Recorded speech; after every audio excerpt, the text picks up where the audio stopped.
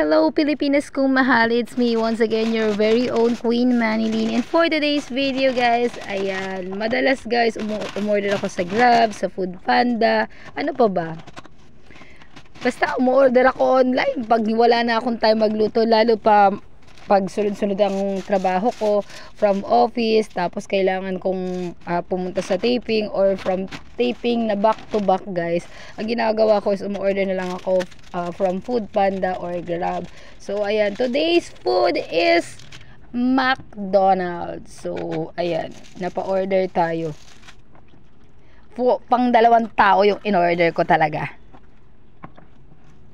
So, for the kain tayo. Ang gusto ko dito, actually nagsawa na rin ako sa burger, pero ang pinaka gusto ko dito yung mashed potato. Kailangan ko talaga ng patatas para mag-gain weight, dahil kita nyo naman ang payat-payat ko sobra kahit anong lakla ko. So, higop tayo ng mainit na kape kahit may Coke. At ang target ko dito sa order ko is yung Coke float.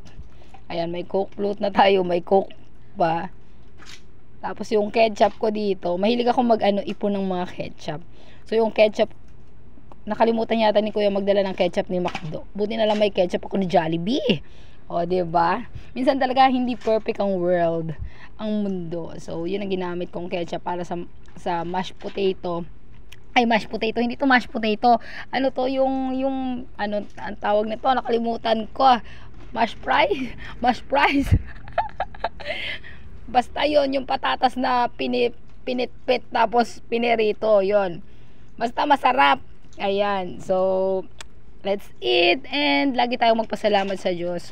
Dahil, alam nyo ba dati guys, hindi ko afford bumili ng ganito. Hanggang pangarap na lang ako talaga. Pero ito, thankful ako kay God. Kasi yung mga pangarap ko, afford ni God ibigay. Nararamdaman ko yung presence ni Lord every day, every lagok, every kain. Magpasalamat tayo sa Panginoon. Ayan, di ba? For the tayo, hindi ko na malaman kung anong uunahin ko o anong uubusin ko. Di ba? Ang sarap. At namnamin natin, maging thankful tayo sa bawat kagat, sa bawat lagok, sa bawat inom. Huwag na tayong mag-inarte sa buhay, dahil dati hindi naman natin afford magaganito, 'di ba? Ayan. Ang dami-dami kayo nagugutom. Tapos ano pa bang in-order ko dito? Parang yun lang naman, breakfast lang naman ang inano ko. Hindi ko, may chicken ba akong in-order? Oo, may chicken pala and rice. Ayan. O, 'di ba? Nalito na rin ako kung anong uunahin ko. Ay, may spaghetti pa yata. Wait lang. Spaghetti ba tong inano ko? Ay, hindi. Ano to? Yung ano to?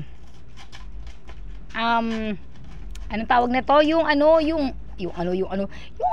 nakalimutan ko na sa brain ko, hindi naglo-loading. Ano ba to? Nakalimutan ko yung pagkain sa sobrang sarap.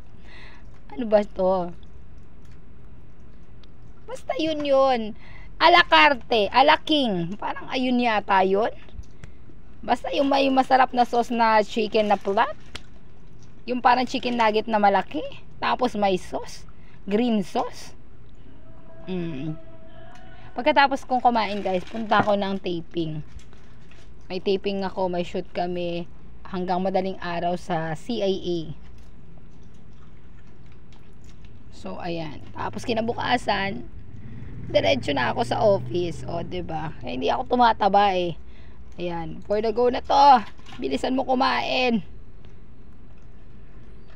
Sarap. Kailangan talaga sa buhay maging thankful tayo. Namnamin natin kung ano yung for today. Ganun dapat sa buhay. At huwag tayong magsayang. Huwag talaga tayong magsasayang. Ano? Kaya pa ba? Kaya pa ba nating ubusin to?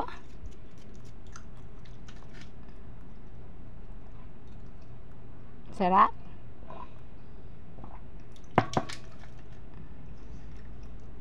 Tsaka sa mga kagaya kong payat, huwag nyo nang masyadong problemahin kung payat tayo at hindi tayo tumataba. yung timbang natin hindi nagdadagdagan, kasi the more na mag-focus tayo sa kung anong kulang sa atin, imperfection natin, lalo lang tayong mai-stress eh.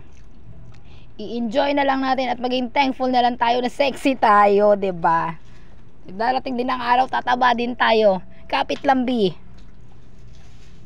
Kasi minsan pag naririnig ko yung mga comments na sobrang payat mo naman, doon ako yun yung weakness ko eh, kasi feeling ko mukha akong maisakit. Talaga bang pangit ako sa paningin nila na napakapayat ko? Pero no talaga mga B. Kain lang tayo ng kain, basta tayo nakakain tayo ng masarap, diba? Bongga yan. Tapos mag-pray lang tayo kay Lord na lagi tayong alagaan, bigyan ng malakas na pangangatawan, diba? Ganun. Okay? Ayan. Lapit na tumatapos, B. Okay, malapit na tumatapos, B. Ayan lang. Wait lang mga baby ko. Bubuelo lang ako, parang hindi na kaya ng sistema ko, ng tiyan ko, okay? Ayan, di ba? So, mukhang hindi, ayan. So, ako gali ko, pag may tira ako, guys, is tinatabi ko, tapos kakainin ko later. Huwag tatapon ng ang mahal-mahal ang bilihin. Ang dami yung laki ng chicken, hindi ko pa pala nakakain yung chicken. May chicken nga. Tabi na, may rice pa. Mamaya, may second, pa tayo, second round pa tayo. Dami naman chicken. Bongga. Sabi kasi ng doktor, mabilis daw yung metabolism ko. Kaya ganyan, kahit anong lapang, kahit kain construction ako, hindi talaga ako natababi.